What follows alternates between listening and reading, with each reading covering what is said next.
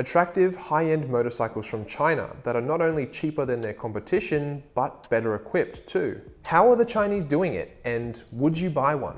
G'day, I'm Kwackajack, and today we're going to be having a look at this somewhat lesser-known competitor, the fast-growing motorcycle company headquartered in Hangzhou, China that have a commercial partnership with the bonkers boys from KTM.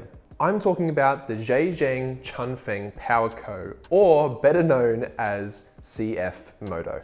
Being first founded in 1989, the company has grown to the titan that it is today, specializing in manufacturing of engines, motorcycles, all-terrain vehicles, quadricycles, quads, and yachts. With an annual production rate of over 800,000 engines and more than 600,000 vehicles distributed in more than 100 countries and by more than 2,000 partners worldwide, it has become a huge monster of the industry.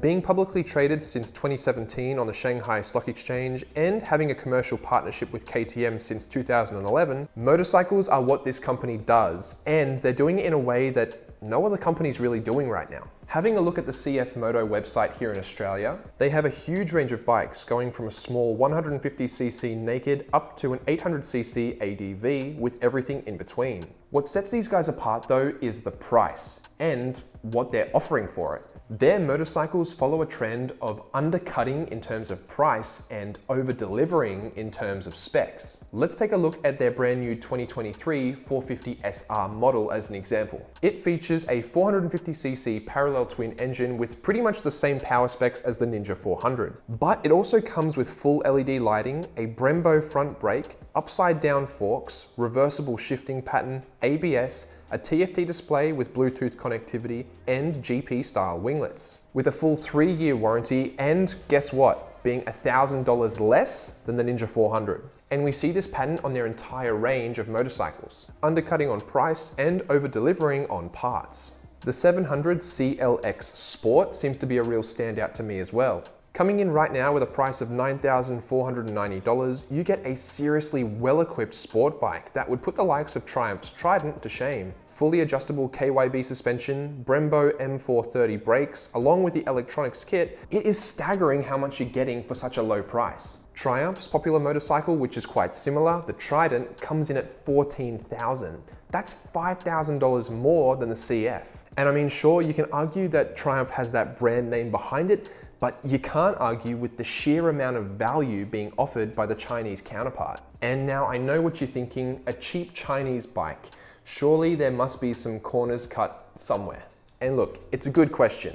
But considering that these are the guys that assemble the engines for KTM, they do seem to know what they're doing. Of course, a common discussion around KTM is that the quality of their motors aren't up to the same standards as the Japanese counterparts. But those sorts of discussions have become a lot less common lately, with them having upped their standards in recent years. Now, I haven't had a chance to actually ride one of these bikes yet, but I have spent some time around them and I have sat on them. And to be honest, they look good. If you didn't know it was a Chinese brand, you'd probably think it was another Japanese one. They are moving more models into Western markets, with the latest 450s seemingly directly marketed towards the highly popular beginner class. Up against the likes of the Ninja 400, the Yamaha R3, and the Honda CBR 500, the CF Motos are cheaper and better equipped. So to answer the question of how they're doing it, by making these things in bulk, they are having the same advantage that the Japanese markets had when they first entered.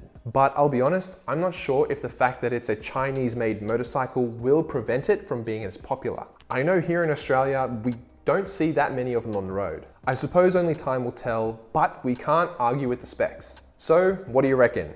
Would you buy yourself a Chinese motorcycle? Do you think the fact that these bikes are so much cheaper than their competition and with more equipment will be enough to push people towards the brand? I'm looking to plant my bum on some in the near future and do some reviews to really find out just how good they really are. I do like the designs of a lot of them and the specs are there, but you know, the fact that they're Chinese made, that's probably enough to push a lot of people away. But let's have a chat about it down in the comments below. While you're there, if you haven't subscribed already, please make sure you do to join our fast-growing little community. I love hearing what you guys have to say, and you can also find me over on Instagram at @Kwackajack_. Thanks again for watching, guys, and until next time.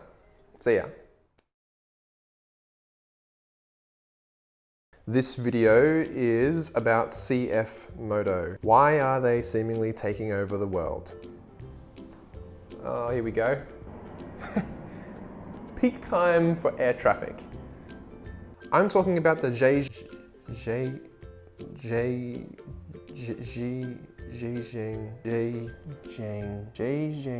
Chunfeng. I'm talking about the Zhejiang Chunfeng.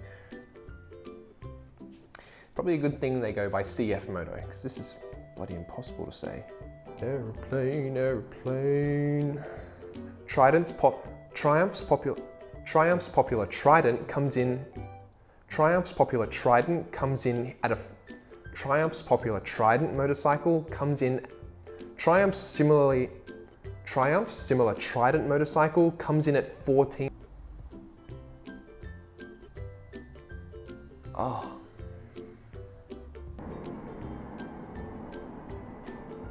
Come on, come on. Going freaking crazy, man.